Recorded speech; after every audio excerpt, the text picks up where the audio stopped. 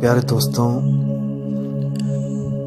जैसा कि मैंने आपको बताया कि सतगुरु कबीर साहब की भक्ति बिल्कुल अलग, सारी दुनिया से, सारे समाज से, सारे धर्मों से बिल्कुल अलग। कबीर साहब की भक्ति में ऐसा नहीं है कि हम कबीर साहब को इष्ट देव मान के उनकी पूजा करते हैं या फिर उनके किसी मंदिर में माथा टेकते हैं या फिर उनकी किसी मूर्ति की पूजा करते हैं या फिर उनसे हमारा कोई, उनके शरीर से हमारा कोई संबंध होता है। ऐसा कुछ नहीं है। आखिर कबीर साहब की भक्ति में क्या है ऐसा जो हम सब कुछ छोड़कर केवल उन्हीं के द्वारा बताया हुआ ज्ञान समझने और उस पर अमल करने में जोर देते हैं? इसको आपको समझना पड़ेगा। कई लोग कबीर साहब की भक्ति को सोचते हैं कि कबीर साहब हमें धर्मों से अलग कर रहे हैं, हमें हिंदू से मुसलमान बनने को कहते हैं या मुसलमान से हिंदू बनने को कहते हैं या फिर हमें अपने धर्म से विपरीत चलना पड़ेगा। ऐसा कुछ नहीं है दोस्तों। सबसे पहले तो हमें जानना पड़ेगा कि हमारे धर्म ग्रंथ हमें क्या कहते हैं। आप किसी भी धर्म ग्रंथ को उठा के देखोगे तो उसमें एक ही बात लिखी होगी कि परमात्मा और आत्मा ये दोनों अविनाशी हैं और हम केवल अविनाशी परमात्मा को ही पूज्य मानकर उसकी पूजा करें। जैसे उस अविनाशी को कहीं अल्लाह लिखा है, कहीं वाहेगुरु लिखा है, कहीं पर उसको गॉड लिख दिया है। भाव एक ही होगा दोस्तों, नाम अलग अलग होंगे। हमने नामों में नहीं उलझना, हमने भावों को पकड़ना है कि वो किस अविनाशी तत्व की बात कर रहे हैं। अब कई लोग नामों में उलझ जाते हैं कि नहीं वो अल्लाह है, वो वाहेगुरु है, वो गॉड है। जैसे कई आत्मज्ञानी भी इसमें भटक जाते हैं कि वो आत्मा है कि वो परमात्मा है। अब इसी में झगड़ा हो जाता है कि वो आत्मा है कि वो परमात्मा है। जबकि कबीर साहब ने कहा है कि एक कहो तो हूं नहीं, दो कहो तो गाली, और जैसा हूं वैसा कहो कहे कबीर विचारी। कबीर साहब ने भी आत्मा और परमात्मा की बात के लिए बिल्कुल झगड़ा खत्म करवा दिया कि वो एक भी नहीं है, वो दो भी नहीं है। अब ये मैं फिर किसी वीडियो में क्लियर करूंगा कि वो एक और दो क्यों नहीं है, लेकिन आज मैं जो आपको बताने जा रहा हूं वो ये है कि हमें उस अविनाशी तत्व को कैसे पाना है। मुद्दा ये है कि हमें उस अविनाशी तत्व को कैसे पाना है। क्या वो अविनाशी तत्व हमें किसी चर्च, किसी मंदिर, किसी गुरुद्वारे में जाके मिलेगा या किसी मस्जिद में जाके मिलेगा? नहीं, वो हमारे पास है। जैसे हिरन के पास कस्तूरी है, उसको कोई भी इस दुनिया में कोई भी कस्तूरी दे नहीं सकता क्योंकि वो ऑलरेडी उसके पास है। अब उसको फिर भी वो कस्तूरी प्राप्त नहीं होती सारी उम्र। क्यों? क्योंकि उसको कोई गुरु नहीं मिलता जो उसको समझा सके कि वो चीज तेरे ही पास है जिसको तू ढूंढ रहा है। बस दिक्कत यहीं पे है। हम भी क्या करते हैं, हम सारी उम्र खुद से ढूंढने में लगे रहते हैं। जैसे एक हिरन सारी उम्र अपनी कस्तूरी को ही ढूंढता रहता है और अंत में वो एक दिन मौत को प्राप्त हो जाता है, लेकिन उसको सारी उम्र वो कस्तूरी नहीं मिलती और वो कस्तूरी उसके पास होते हुए भी उसकी कोई मदद नहीं कर सकती। इस पे विचार करना पड़ेगा दोस्तों, मैं क्या कहना चाह रहा हूं। जैसे आपको पता है कि हर संत कहते हैं कि परमात्मा हमारे पास है, आत्मा हमारे पास है। दोस्तों वो हमारे पास है, लेकिन वो हमारे पास होती हुई भी हमारी मदद नहीं कर सकती, वरना आज तक वो सबको मिल गई होती। आपने विचार करना है, आत्मा भी हमारे पास है, परमात्मा भी हमारे पास है, लेकिन फिर भी हम युगों युगों से भटक रहे हैं। कारण क्या है? हमें कोई ऐसा सद्गुरु नहीं मिल रहा है जो हमें उस आत्मा का, उस परमात्मा का लखाव करा दे, जो उसको लखा दे। इसलिए मदन साहिब कहते हैं, सोई गुरु पूरा कहावे, दो अक्षर का भेद बतावे, एक छुड़ावे एक लखावे, तब प्राणी निज घर को जावे। यानी कि ऐसा गुरु मिल जाए जो एक छुड़ाए एक लखाए। किसको छुड़ाए? किस अक्षर को छुड़ाए? उन अक्षरों को छुड़ाए जो 52 अक्षरों के अधीन है। जैसे किसी भी भाषा का कोई भी नाम हो, कोई भी मंत्र हो, वाहेगुरु वाहेगुरु, राम राम, अल्लाह अल्लाह, जय कृष्ण, जय श्री राम, जय हनुमान, कुछ भी, कबीर कबीर कबीर कबीर भी करेगा अगर कोई, तो वो भी उससे मुक्त नहीं हो सकता, 52 अक्षरों से बाहर नहीं हो सकता। क्योंकि कबीर में जो क बी र है वो भी 52 अक्षरों में ही आता है। तो कबीर साहब ने भी बोला है कि मुख से कहे कबीर कबीर, तो ना कटे काल की पीर, नाम हमारा सब जग लेता, भेद हमारा कोई न कहता, मेरा भेद पावेगा सोई, जाका सतगुरु पूरा हुई। कबीर साहब ने कहा कि कोई अगर मेरा नाम जपवा रहा है किसी भी पंथ में, तो वो समझ जाना कि वो काल का ही दूत है। वो आपको किसी ना किसी लोक में भेज देगा। कोई डुप्लीकेट सतलोक, कोई डुप्लीकेट अनामी लोक, कोई डुप्लीकेट अलख लोक, कोई डुप्लीकेट अकह लोक। इन्हीं डुप्लीकेट लोकों में आप हमेशा आते जाते रहोगे। लेकिन कबीर साहब का जो सतलोक है, जो मैंने आपको पिछली वीडियो में बताया था कि क्या है सत और क्या है लोक, जब आप उस सत्य स्वरूप, शब्द स्वरूप में जब समाओगे, तब आपको पता लगेगा कि असल में आपकी हस्ती क्या है। एक छुड़ावे एक लखावे। जो छुड़ाने वाली चीज है वो मंत्र, उन्हीं मंत्र के द्वारा क्या है, मन सिमरन कर रहा है। इस मन को भी छुड़वा दे, क्योंकि मन ही आपको बेवकूफ बना के बैठा है। इस जीव आत्मा को मन ही भटकाता है। मन के मते न चालिए, मन है पक्का दूत। कबीर साहब कहते हैं, हे जीव, तुम मन के कहे मत चलो। मन ही तुम्हारा दुश्मन है। लेकिन आपको ऐसे भी स्वयंभू आत्मज्ञानी मिल जाएंगे जो आपको बताएंगे कि आप कौन हो, आप मन हो, आप ही मन हो। ये आपको ही मन घोषित कर देंगे। ऐसे स्वयंभू नकली आत्मज्ञानियों से दोस्तों बच के रहना है, क्योंकि ये जन्म बार बार नहीं मिलेगा। इसको समझना पड़ेगा आपको। तो करना क्या है, एक छुड़ावे एक मिलावे, तब प्राणी निज घर को जावे। फिर प्राणी को निज घर यानी कि निज स्वरूप, क्योंकि देखो दो स्वरूप है, एक आत्म स्वरूप है, एक मन स्वरूप है। मन स्वरूप को छुड़वा दे और आत्म स्वरूप का लखाव करा दे, तो आपकी सुरती जो मन में अटकी पड़ी है, जो मन और तन में उलझी पड़ी है, जिस मन ने आपकी सुरती को उलझा रखा है, वो कहाँ जाएगी? वो जाएगी सत्य स्वरूप में, शब्द स्वरूप में।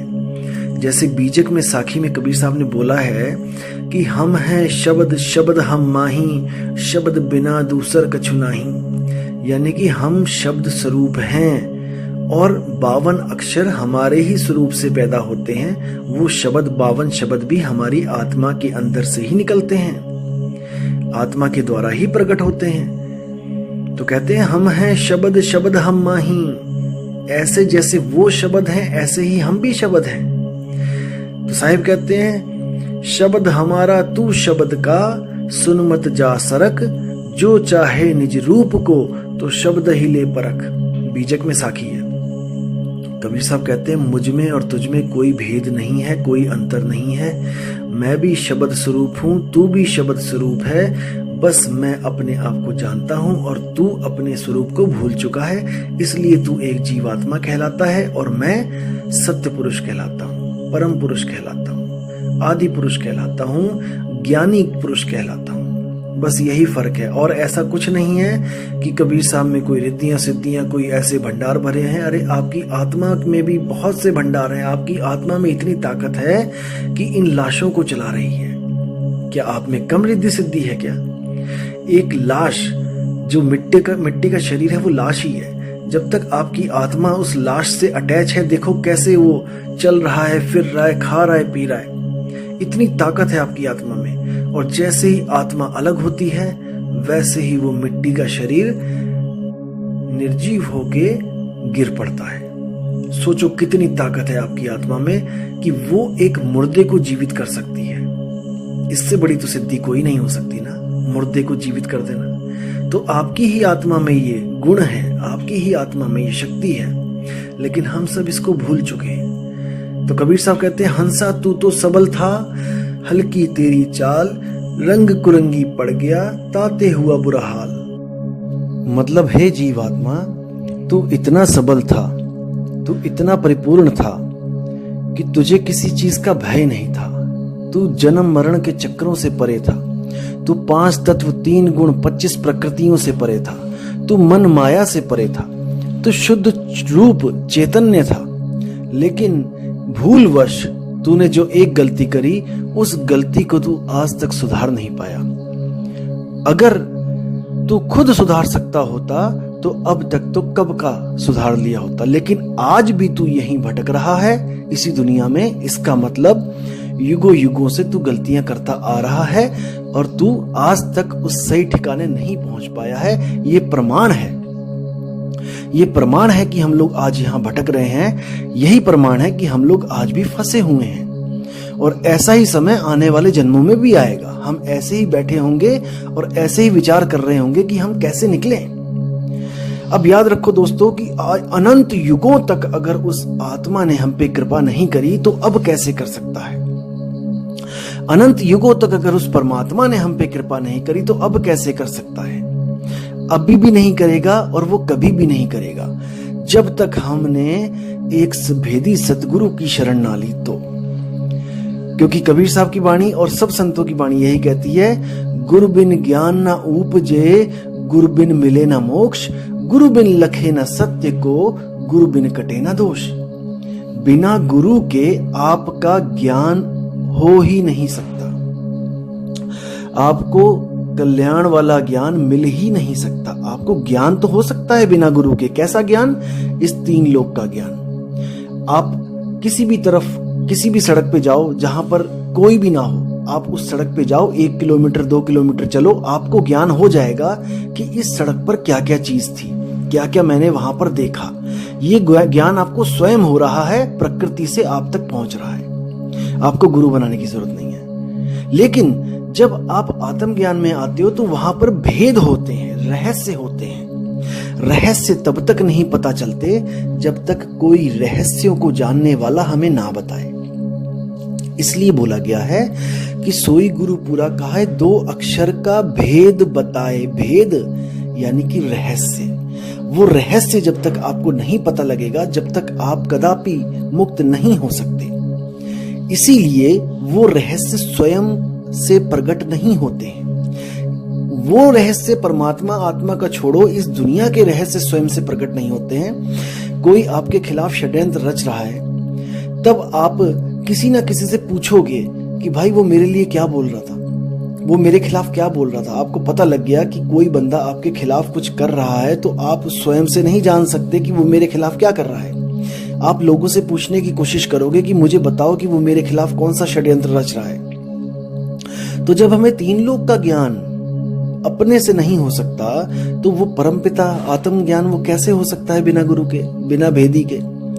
तो इसलिए दोस्तों विचार करना है, बिना गुरु के मुक्ति नहीं मिलती है। लेकिन अगर आपको गुरु गलत मिल जाए तो इसमें सतगुरु का कोई दोष नहीं। क्योंकि कबीर साहब हमेशा कहते हैं कि ऐसे ही किसी भी गुरु के पीछे नहीं लगना चाहिए, हमें उसकी परख कर लेनी चाहिए। गुरु करो जान के, पानी पियो छान के। गुरु बिना जाने नहीं करना चाहिए, उसकी तह तक जाओ, उसके सारे ज्ञान को समझो और जब लगे कि वो परिपूर्ण है तब उसकी शरण में जाना चाहिए। गुरु करो जान के, पानी पियो छान के। पानी छानने को क्यों बोला गया है? क्योंकि पुराने समय में क्या था कि जब हम पानी पीते थे किसी कुएं से, किसी नदी से, किसी पोखर से, तो उसमें छोटे छोटे जीव आ जाते थे और उन जीवों को हम सीधे पानी के द्वारा शरीर में प्रवेश करवा देते थे।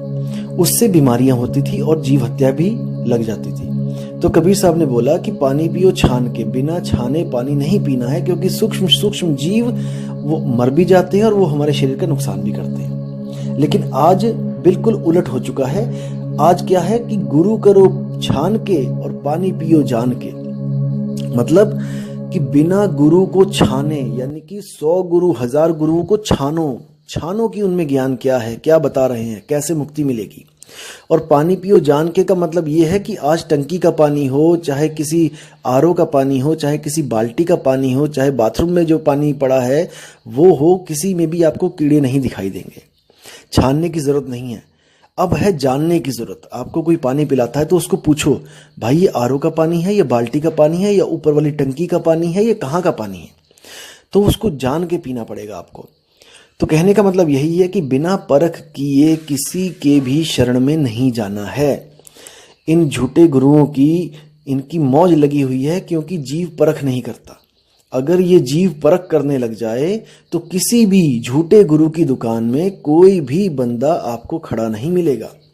क्योंकि अगर आपको पता ही लग जाए कि ये इस दुकान पे झूठ बिक रहा है, तो आप कोई मूर्ख थोड़ी नहीं हो जो वहां पे जाओगे।